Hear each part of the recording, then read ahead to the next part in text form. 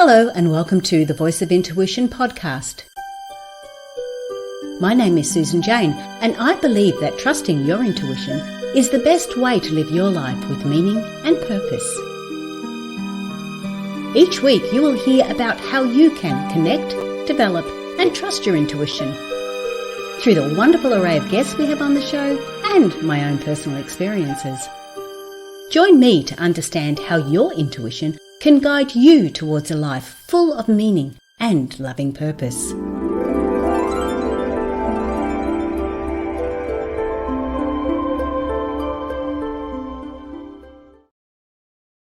Hello and welcome to the Voice of Intuition, the show that helps you connect with your intuitive nature.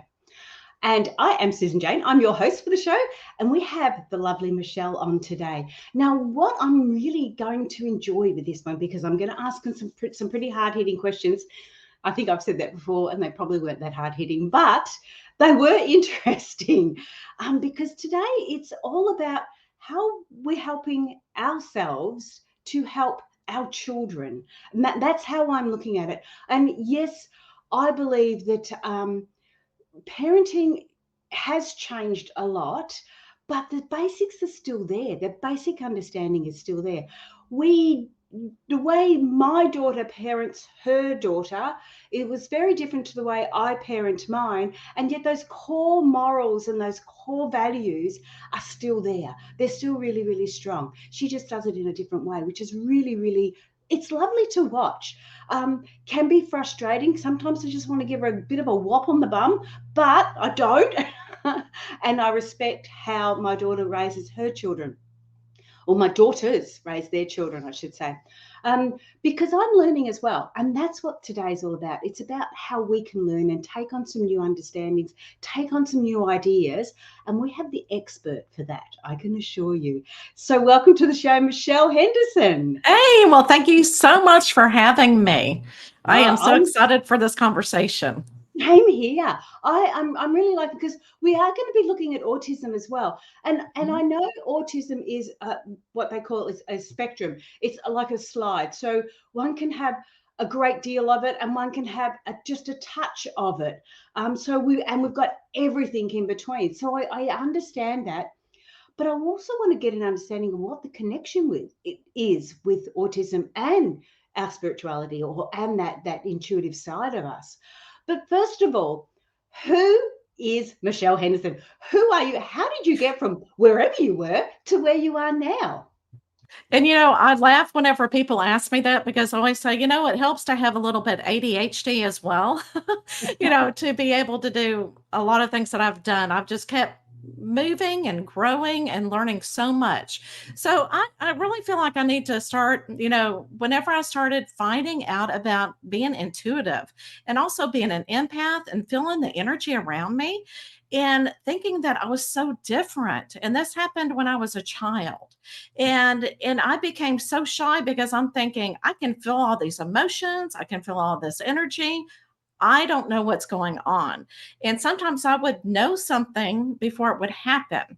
And then my spiritual awakening happened whenever I was 21, and spirit was like, hello, we are here. So I got visited a lot, and I didn't really understand it. My parents never talked about it. I grew up in a very conservative home, so they did the best that they could, but they didn't really understand it either. And so I thought, oh my goodness, I don't know what's happening. I think I'm either going crazy or there is something spiritual going on. So I actually I went to my minister, and she said, you know what, if you don't like what's happening right now in the spiritual realm, you can tell them to go away until you're ready. And she was so right. I felt like I needed to be in control of what was happening, and I just didn't know how. So I went to a psychic medium, and she helped me through the steps of learning how to control what was going on. And then I understood, it's nothing to be afraid of. So as an educator, what I decided to do, and I was raising my children, I thought, you know what, Spirit, I do want to work with you, but to help children that I work with and the parents that I work with. And so what I did is I really tuned in helping the situation. And I was a school teacher. I could feel whenever the parents got angry, and I could send them love energy back so that I could help them, really think straight, because when you get emotional, you're not really thinking. And then I started as a educational diagnostician. I started working with children with autism, and went to an intervention school that taught you different methods. And that's where I found where you can use the drama techniques to help autism children with social skills. They learn about their emotions. They know how to do that emotional regulation. They know how to control all that. And I worked with a lot of kiddos that I knew that they were very spiritual. I could just feel the energy around them. And a lot of times I could communicate with them without saying words. It was almost like an energy exchange. And then right before COVID happened, I decided to go ahead and go full time as a spiritual advisor. I started taking classes through Lisa Williams programs. And we were together, for 9 months, and there were 30 of us in there. And I learned so much. I found out there are so many people like me. I found my group, and everybody had the same thing, that as children, their parents didn't know what to do either. They were either afraid, or they said, oh, that's just your imagination, or you're being too emotional. And so I thought, you know what? I've got to do something. And so what I did is I went ahead, and everything that I learned as an intuitive, I went ahead and put it all together for tools for parents so that other light workers can come in and say, you know what? I can help you. And it has been such a wonderful ride. And Spirit just, know exactly what's going on. And I'm just so glad that I said yes to this adventure of helping parents and children. But as I was doing research, yes, it showed that a lot of kiddos, especially ours that are sensory, that's autism, when you're very sensory overload, and just teaching them strategies where they're not alone and they can deal with all these emotions. So it's just so exciting to learn all of this. Yeah. Yeah. Okay, you jumped into what autism is, and that's one of the Yes. things I did want to go into it because, Yeah. as I said at the beginning, I know it's a spectrum. I know it's a scale. It's a sliding scale. Right. I want to get a better understanding of, because it is, and you mentioned ADHD. It is Right. often mixed up with that, and Yes. like you see a child that may be misbehaving. You say, oh, they've got ADHD, or you label them. And I don't Right. like labeling children, but in the same token, if Right. we don't have an understanding of what's going on, and if we don't, for the want of the word, label it, then it's really hard to help a child. But could Right. you just run through that a little bit more about what autism actually is? Because you have got the creds behind you to do that, whereas I Right. know I don't. I certainly don't. Right. And it's really changed. Okay. So it actually started in the 50s. And a lot of people don't realize that this has been around. A lot of people weren't really educated about the autism spectrum until the 90s. And that's about the period of time I was in education and started learning about it and going to school and getting my degree in it. And it's changed even since then, because Asperger's was actually a part of autism. So that was the DSM-3 and that was the DSM-4. And when I say the DSM, that's where we find all of, like you said, labels that psychologists look at. They go through and say, okay, the child meets a certain criteria. And now, if through the DSM-5, they've taken out Asperger's. And now you have just a big umbrella of, like you said, different degrees of autism. It could be somebody who is nonverbal to somebody who is almost like a genius and can talk about anything scientifically or whatever. But what you look at, and what really the number one thing is social skills. They really do not, children under the spectrum, they do not understand social skills. And that's where the anxiety comes in. And that's why sometimes they really shut down, or they won't have anything to do with you because they don't understand the social world. So they have to be taught. Then there's communication, which a lot of times goes exactly with social skills. Okay. So children, when they're really young, under the spectrum, won't know how to ask for something. So they'll do it through different type of behaviors. Okay. And that's the only way that they know how to communicate. So they have to be taught, where a child who is not under the spectrum will be able to look at mom or dad and be able to repeat everything that they're doing. Okay, so they can pick up things, they know those behaviors, but a child under the spectrum doesn't. Then we have the sensory. Okay. And the sensory can be a lot of kids can like hear the air conditioning running, and it is so loud and they just don't know how to explain it. Or they can feel their clothes being like, scratching them. So there's so many different sensory things. And like you were saying with the labels, I agree. A lot of times we don't want to label our children, but children under the autism spectrum, earlier intervention, the better. And that's where I learned how to work with parents too, because a lot of parents have to learn how to work with their child in the home. They can, do 30 hours of what we call ABA, applied behavior analysis. That's where you break down the steps of everything a child needs to learn: how to communicate, social skills, and also dealing with their sensory needs. But a parent really needs to know what to do to really help this behavior of a child. So again, it's such an overwhelming process, and these parents have done a fantastic job educating others, and also, educating parents on what to do, and having groups and being advocates for the children. I've seen the school system change so much to meet the needs, because it does seem like it's a growing population. I don't know if it's that, or if it's we're better educated in finding the needs. So I don't know what it is on both, Mm. both areas.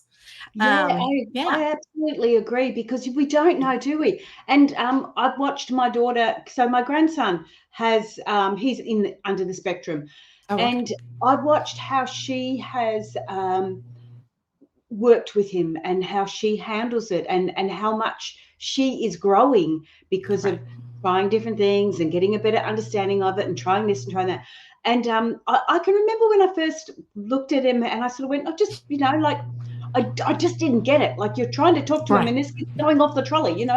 Right. Right. I also had to respect how the learnings that she had got from living with him. So when I went Mhm. to Melbourne and I stayed with them for a couple of weeks while she was having an op, it opened my eyes up to see that. I don't mean to, this sounds a bit strange, but okay, as a grandmother, I looked at it and I felt like saying, oh, he just take that off him and stop doing that and stop doing that. And using my old fashioned Oh, right. training, Hmm. believing that was the best way to go. And it wasn't until I was there and watching what was going on, and how she could work him, and how she could change things up Right. to achieve the right result. And I was a little bit gobsmacked. I have to be honest. It was like, oh my goodness, it's a whole different level of parenting.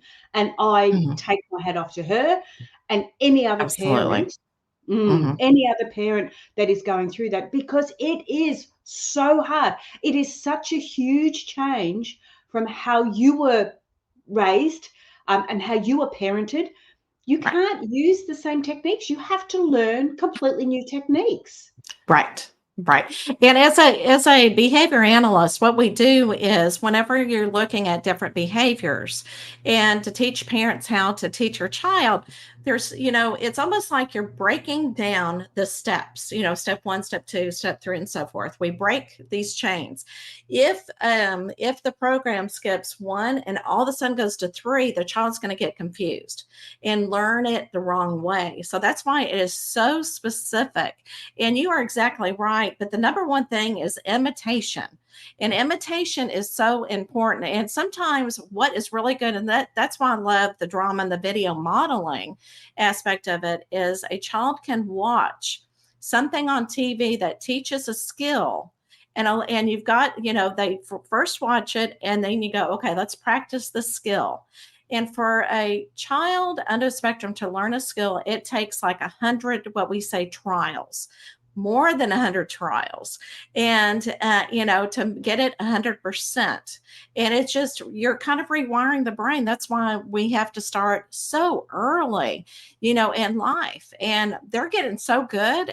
When a baby is born, sometimes they can actually diagnose it like 3 months after a baby is born due to the eye contact. And so it's just fascinating how we're getting better and better at helping these children. And you're right, these parents are worn out. I mean, they have to take care of themselves. And that's why it's really helpful to get a BCBA, which is a board certified, oh my gosh, a board.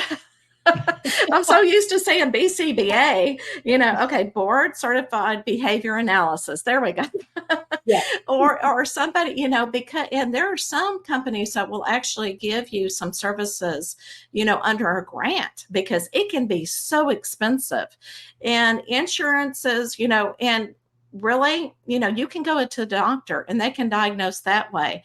But to get insurance to pay for, and I know this is different, maybe for different countries. So I'm talking Yeah. about, I only know US.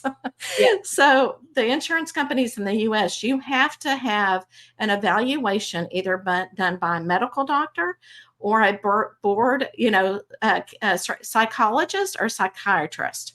And then a board certified behavior analysis will take over and create a program for your child. But it can be very expensive, and a lot of parents have to take off work and they have to wait until their career, until they get their child going, so it can be very difficult. But in the Yes. long run, you can see such a change, Mm. and that's Mm. what these parents need to see.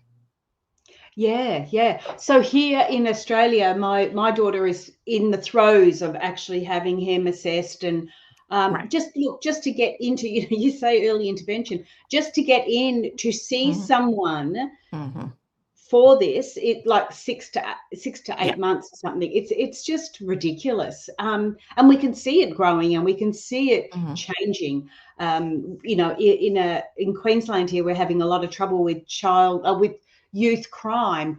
And I sort of start to think, well, hang on, we need to put some more things in place to be able to help them. And Yeah. it's not about necessarily going on medication. It's Right. about teaching the parents, and it's not the parents' fault. This is where I want to make Oh it no. really, really clear. At first, I have to put my hand up. I thought, well, maybe, like she's gone through a relationship breakdown, so there's going to be issues and rah rah. But I've looked at it and I've gone, you know what? No, she has to learn a whole new way of Right. raising children. And I can't teach her that. I have no idea. My Right. mother can't teach me that. Her mother, it's Right. so completely different. But anyway, that's enough about that, or about me. Sorry. Well, can I bring up one other thing too? Because I think this is so important. When you talk about that, parents blame themselves, and it's so interesting. Going back to the 50s, they called the parents of children under the autism spectrum refrigerator parents. They said, there's something wrong with their parent, that, they're, when they talk, they're like this and they're really not showing expression. So the child can't, learn either. So I agree with you. And I love that you said that it is not your fault if you're a parent with a child with autism.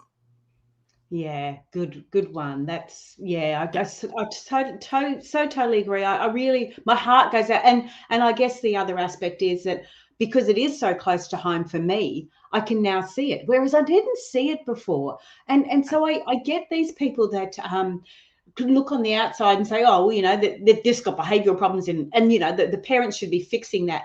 And I sort of go, no, hang on, it's you. You have right, no idea that it's right. not like that. It is certainly not like that. So I take my hat up to all those Mm, lovely, lovely women that are out there, or fathers as well, right, looking after children on the spectrum, because it's huge. And my grandson isn't physically disabled. right, So right. if you went even that far along, it'd be even, yeah, more challenging. But enough of that, because I want to get to look at the positives. So we understand what autism is. We understand that it's a big spectrum. So it may not be a one size fits all. We get that. Right. However, there is ways we can look at it, and there's ways we can do things about it. And this is what I want to talk about with you, because you are the expert. But I like this idea. I'm trying to read my sign here. Um, Yeah. the power of drama and things Oh, like that. So, yeah, so let's start talking about that. oh, You take absolutely. me away, because I have no idea. Okay, so and yeah, so whenever I was going through the autism intervention program to learn about the different interventions, again, I saw video modeling.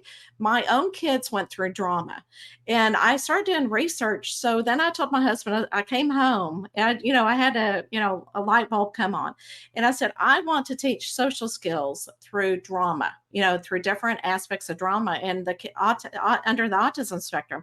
And so what we did is we created a nonprofit program, and it was called IASIS Learning Center, which means Imagination and Social Instruction Station. So the kids thought, hey, I'm going to drama. I am not going to social skills. And we even had the little mask on the door, so they thought it was drama. But what the program consisted of is teaching instruction. So you give those steps, and I taught children who were verbal. So this is what is more for children that are verbal, that are a little bit higher functioning, and really can not real. I don't want to say speak fully, but it's not really for now. Children with that are nonverbal, you're still trying to teach them ways to express themselves. So the higher functioning children that I worked with, I would teach them, like if we were talking about how to start a conversation, we would start with number one. How do you start a conversation with somebody? And first, autism kids don't understand that you just don't go up to somebody and start talking. You got to have the timing, and I got to look at the body language of the other person and so forth. Then what we do is we use the technology. Okay. So I would love to play short movies or a video, a segment from a series that showed what is the right way how to do a conversation. Then the children would act it out. They would role play in front of a green screen. Okay. And then they would have their own video clip of how they were practicing. And with the green screen, they could go anywhere, and they absolutely loved it. But you can extend it even more. So to teach emotion and how other people feel. So we would always start with, okay, first, what does a happy face look like? So what they would actually see themselves in front of the camera, and we would practice what happy feels like, what sad feels like, and etc. And they would practice that. Working on conversational skills, they would pretend like, I'm a firefighter. You can interview me. What questions would you ask? And then they get to really feel about, well, how does this person feel in a different, a different situation. So I would show them, a lot of times I would show them a clip of a little girl getting hit by somebody else or being bullied. And I go, okay, how do you think this child feels? And it's so interesting what they would come up with. So we would talk about, okay, now we can, since we know what sad feels like, that is what sad and feeling ashamed feels like, and not knowing what to do. And so, there's so many things that you can do with drama. And improv is what I absolutely loved, because the improv, whenever they're interviewing or they're role playing, they don't have a script in front of them. They're having to do the spontaneous language that they don't really understand. And they had so much fun, especially when they would get hats on, and then we would replay the feed, and they would just absolutely love that. But the younger ones, one time we would do a wait like in a restaurant, and they would get their little pad out and they would start talking like, what do you want? And then we would do cooking shows. Cooking shows are not easy, okay, because you're having to explain to somebody how to do something. And they're having, the equipment in front of them. They're having the sandwich, so they would have to explain how to make a peanut butter and jelly sandwich. And if they didn't really know the steps, I would stand beside them and kind of prompt them along the way. But there's so many things that you can do with drama that, not only teaches children under the spectrum, but also children that are, just needing to learn social skills, period. There's so many different aspects. I could go on all day and talk about this. I could go on forever, but hopefully I gave you kind of a puzzle piece of it. Yeah, no, that sounds really interesting. So if somebody was doing that at home, you could almost do like a I don't know, a TikTok type aspect, a social media type thing, where the children can actually learn and do some stuff and put it up there. And oh yeah, yeah, absolutely. Yeah, absolutely. And we did, okay, so whenever I did all this, okay, when I opened up the social skill program, it was actually in 2006. So green screen, a lot of people didn't have the technology to use it. So now there's so many things that you can use with technology, but it's still important to teach the skills. Okay, they can do a TikTok, they can have fun with with the video and everything, but you still have to teach them, what are different social skills. And what I tell people is you can buy a social skill book, that teachers have, and look at the table of contents, and it can break down all of the different skills that you can teach a child. And I mean, break those down so good. So that will kind of help lead the way. But yeah, but then they can role play and then put it on TikTok if they want to. Oh, so I was just about to talk and I'm not even in the screen. You've got a book out and it's called The 3-Element Social Skills Program, Instruction, Right. Drama and Technology by Michelle Henderson. Now, Right. is that what you were referring to? So if somebody Yes. purchased that book, that would have all those social skills and how we could go forward using them? Right. So yeah, so I have broken down different social skills that you can actually teach. And in the book also it has pictures, because okay, so whenever a child would sign up for the program, so that I knew how to where they were lacking in their social skills, I would actually do like an informal evaluation. So I would show them a picture of a different social situation and ask them, tell me about what's happening in this picture. And you can take any family pictures or any picture that you see and say, what is going on here? And let them explain it to you. And if they leave out feelings, then talk about, well, how do you think they're feeling in this picture? What do you think they need to do to help themselves in this situation? So you really need to know where the child is, and then you can start asking them questions. But that's a good place to start as well. So if they don't know about feelings, that's where you start. Okay, so that book is The 3-Element Social Skill Program, Instruction, Drama and Technology by Michelle Henderson. Right. Now, can they get that on Amazon? They can. So it is on Amazon now. Yes. Beautiful. Yes. Or can they get it through Michelle Henderson medium.com, your website? It is not on my website, only on Amazon. That was a good um, plug for you then. Too. yeah, yeah, absolutely, absolutely. And yeah, so it's on Amazon. And when they read it, they got to remember that it was actually on the DSM-4. So that's when we actually had Asperger's, and now we've had DSM-5. So that part of the book, whenever I'm talking about the different criteria for autism spectrum, it's a little bit different now. So that's part of the book that if I could go back and change it, I would. Yeah, but I mean, that's all part of it too. And I know Yeah, that with my book when I wrote it, there's parts in there now that I sort of go, well, I've progressed further and moved further. But that's when right, you can still do that later on. But that's a right, book right, there. At least it gives them an understanding of what to look at. right. Like I said, if I gave that to my daughter, she would know. She would already have that assessment. Oh no, he's not very good at that, or he doesn't handle. There's Oh, times right. there when he gets really loud and sensory that, and there's other Yes. times when he just can't handle the noise at all. Right. So, Right. so she has a very good understanding of that side of it. So yes, it gives you something to go with. And Oh, absolutely. yeah, Absolutely. yeah, And a I can lot see them doing that. Sorry. Yeah, a lot of, oh no, it's okay. Video modeling and I do need to bring that up because especially children, if they are, nonverbal, this also helps them. There's different video modeling softwares, and what that does is it shows again just different social skills with either a cartoon character or real people. They even have one for middle school, which is awesome. And what they do is they show the clip and then they ask the child questions after the clip, and it is a wonderful app now. And so I can't really tell you which ones are out there now because it's always changing. And I would find one that really works for your child.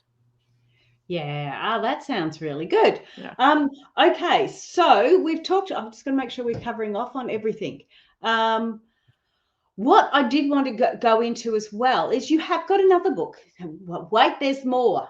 And this is Spiritual Nurturing for Intuitive Children. Oh, that's what I was going to ask you. What Right. is the relationship between autism and spirituality or intuitive children? Like, uh, are, are children with autism more spiritual, less spiritual, same? Like, where do we sit there? I absolutely love that question. Okay. So, through my research and everything, and not only children under the spectrum, but also just special needs children, that are here to actually teach us. Okay. I will say that for one, to teach us. They actually have almost more of a spirit team. They have angels are surrounding them at all times for protection. So, I will tell you that. But yeah, so a lot of children under the autism spectrum, they can feel different energies, even though they may not understand feelings or tell you what is happy or sad. If mama is angry, they're going to feel your energy. They can feel it. Okay. And a lot of times that's when they have their meltdowns, is because they don't know what to do with all of this energy. It's almost like somebody who is an empath that is taking in all of it, all what people feel in their environment and so forth. And so a child under the spectrum, they don't know how to deal with it, and it's very difficult to teach them. Some nonverbal children can also telepathically hear what you're saying. You can communicate with them. Okay. And I always started with my energy. So if I worked with a child who was having a meltdown, is I would send my energy to them. I could see them suddenly start coming down a little bit. And then I would start talking to them. And it's almost like they would look at me at that point, and I said, "Calm down, it's okay." And I went, yeah. So I now 100% can't tell you that they did, but I could tell that their behavior was changing. And a lot of times, whenever they're doing the stimming, what we call, it's almost like a self-regulation. They're trying to calm themselves down. It is kind of a neurological thing. But a lot of times they'll look up and they'll see something there. And a lot of times and they would start laughing. And a lot of my children, I would say, okay, who are you laughing at? And I said, come back over here, tell them goodbye and come back over here. And they would, but it was like they were, entertaining somebody was entertaining them. I also feel like they can see the different grids here on Earth, the different colors, and just see the vibrant colors that we cannot see. Now, the question you asked me is, do I feel like a lot of the children under the spectrum or any of the special needs are more spiritual? And you know what? I would say probably yes, because again, they're here to teach us some things. Now, in the 1960s, of course, we had Nancy Tate, who verified the indigo children because she could see the purple in their aura, Mm. and we're finding out. And then we have the indigo children, who a lot of them are under the autism spectrum. And I'm sorry, I said indigo again, didn't I? Yeah. Okay. I'm going blank. What they're called? Hold on. Wait. Indigo. I know that, this is I, why.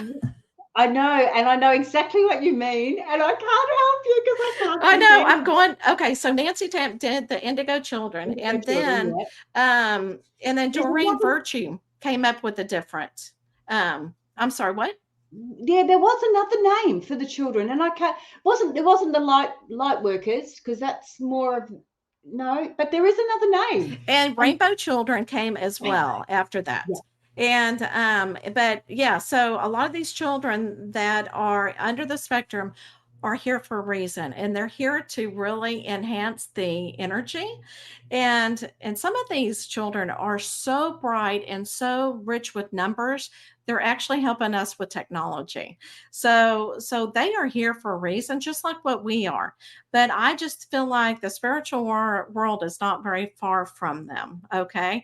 And so that's why we really need to embrace where they are and accept them as they are. And I know that I actually came in contact with a parent who, she said, you know what?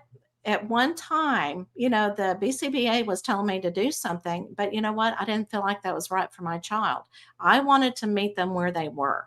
And so she had that intuitiveness, and where she could tune into her own child and work with them that way. And that way she saw a huge change. So it's different for everybody. But I think these children are definitely in tune to where we're, with us and with Mother Earth and with spirit. Beautiful. And just while we're on that too, because that is the name of your other book, Spiritual Nurturing for Intuitive Children. So it's about training parents to embrace and enhance their psychic child's ability. Okay, so again by Michelle Henderson. So obviously, because that's who you are. That was a bit of a germ moment. Now the other, because we're starting to get a bit low on time now. Right. I did. Oh gosh, what was it? Oh, there was something else I was going to say, and I can't remember what it was now. What I got out of that just before when you were saying it, what did I get out of that? Oh my goodness, my head's gone. Oh, It's it's just, okay. I know. I know when we're kind of talking about different things and kind of different subjects, it's really hard to, yeah, concentrate yeah, on and that. the Yeah. indigo children threw me too, because I know that there was another one there, and I can almost hear the people listening yelling at me saying, Oh, I "This is what." know. And you know what? I am actually going to look it up. I thought I had it in my book. It may not be in there because I didn't want to, overwhelm anybody. But it did start with the Indigo Children, and then Yeah, Doreen came out Doreen. with another, and of course she talked about them having ADHD as well, Yes, yeah. and they were here to Oh, conquer the world.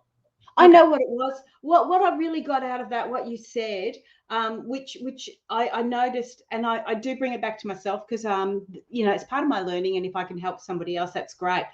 What I found with my little grandson, if he would get angry, or if he would get uh, uncontrollable and start to do things like that, it made me do the same. I started to imitate him Oh instead yeah, of, yeah, because yeah, you sort of, I don't know, like against like, you're trying to fight back type thing.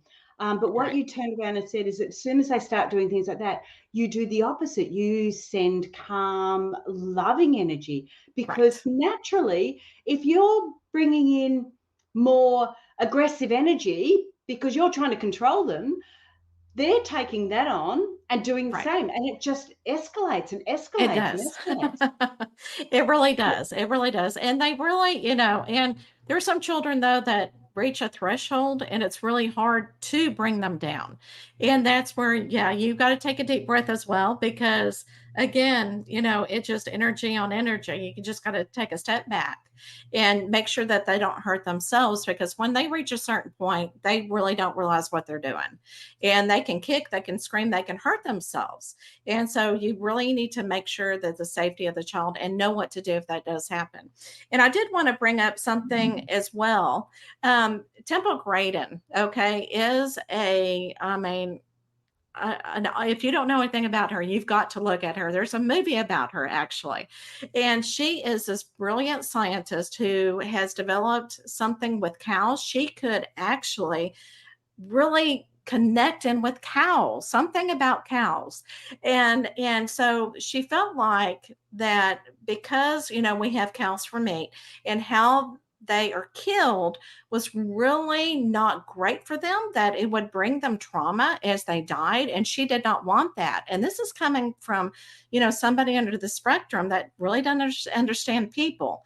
And so she developed a way for cows to go, and I want to say go into their death, such more peaceful way. And I'm thinking, oh my gosh, she really taught us something about, because we have to eat, and so she really helped us learn how to um kill the cows peacefully and in a more humane way. And so Yeah. you just never know. What was her Yeah. name again, Michelle? Temple Grayson. Temple Grayson. Okay. Hmm. And it is true. Like I've seen shows, and okay, they're movies and everything else, but it Right. may be the Native Americans, and they have killed an animal for Right. food, but they Right. go to it and they bless it and they thank it, and Oh, right. Yeah. yeah, and it's And that's how just it should be. yeah, and it's so beautiful. It's like, your passing has allowed someone else to keep going or to move on or to use their skin or their feathers or whatever it is. And it's Right. it's such a beautiful connection, because you're connecting not just with the animal but with Mother Earth, and it's such a lovely Right. way to do that. Right. And yes, and as you say, these young children, or even older ones, but Yeah. that are coming through with some amazing skills, that where we try to control them, it's not about that. It's about us learning to see the different ways that they can evolve and really bring back to society, even if they're Right. not. If they're awkward in society, you're still bringing a lot of stuff to Oh, it. yeah. Yeah. Absolutely. But Michelle, we are getting towards the end. Okay. I want to know, first of all, I'm going to actually say your website again, because it is Michelle Henderson, medium.com. So it's Henderson is Hen, oh gosh, I couldn't even spell, Derson, Right. Henderson, medium.com. So jump on the website there. But before we say goodbye, Okay. is there anything else you want to bring forward for us? Oh, no, no, not at all. I do want to tell, the parents, and depending, wherever they are, if they are showing signs of intuitiveness, of being an empath, even if your child has autism, find some help, find somebody who really has the resources where you can go for help, because that makes, to me, information is powerful. And I know being a parent is difficult in itself, but if you reach out to other parents that are going through the exact same thing you are, you're going to feel so much more supportive and know what to do to help your child. Ah, lovely. And again, if all you take home from here is, don't mimic their behavior, just because that's what I'm taking home. Don't mimic his Right. behavior. Send love, send light, and send all that to him to help him calm down, or to help her calm down, rather than mimic the behavior and escalate Oh, it right. even further. And that's hard. That's not easy when they're throwing things around. I mean, I think my daughter went through about 10 TVs in a very short Oh, period of yeah. time. Yeah. So yeah, so it's not easy. That's why I'm saying it. I think it's because it's easy to say, but it's really hard to do. But if we practice that, that's what we're doing, is sending out more love, light, and healing, in a more positive way. So Right. thank you Right. so much for being on the show, Michelle. Oh, you're welcome. Well, thank you for having me. I enjoyed this conversation. Oh, I enjoyed it. Yeah. I've got a learning from it. And if I get a learning from it, then, so be it. It's worthwhile me spending the hours I spend doing the podcast, because, we need to have this information. It's really valuable. We need to look at it with open eyes, and not be judgmental of parents trying to raise their children when they don't know how. Right. We all know that we didn't come with a book on how to raise children. Oh, of course. But you know what? You've created a book that's going to help people raise children, especially if they are intuitive, especially if they are under the spectrum. And I reckon that's gold. Yeah. Yeah. So I hope that does. I hope that helps. Thank you so much for being on the show. Thank you. I have to say goodbye. All the details will be down below for you anyway, so you can connect with Michelle or grab her book. But thank you, Michelle. Stay there. Don't go away. And I will be Okay. back in a sec with you. Okay. Thank you. Hey guys, that I really enjoyed that. I get a learning. If somebody else has got a learning from that, then that's worth it. It's gold. Check Michelle's website out. If you do want to get a bit more of understanding of how to connect with your intuition, jump on my website, intuitivenature.com.au. I've got a little quiz happening there too, so you can understand how you receive your intuitive messages. Are you receiving them physically? Are you receiving them emotionally? Are you receiving them mentally or spiritually? There's 4 different ways we can receive our intuitive messages. So get an understanding of that. And I mean, you will get an understanding of how your child is receiving those messages. Is it too much for them? Is their sensory just going crazy? Is it too much? What I have noticed is a lot of children walking around with the earmuffs on, with the head, not headphones, but head muffs on.